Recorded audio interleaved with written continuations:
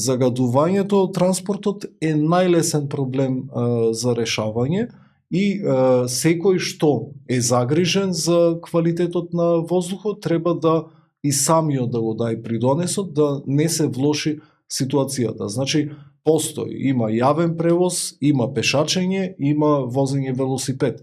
Значи, не мора во секоја прилика на 100 метра да се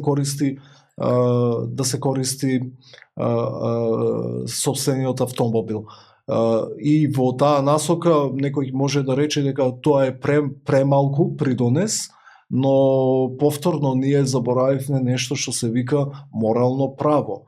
Морално право на критика има само оној што не го прави она што го критикува. А ние, го забораваме тоа и често, например, иако човек кој е склон самиот да направи коруптивен акт, го наоѓа за сходно да критикува власта дека била корумпирана. Можете да ја критикувате власта за корупција, но морално право да ја критикувате власта за корупција е само и само ако вие самите не правите коруптивни акти.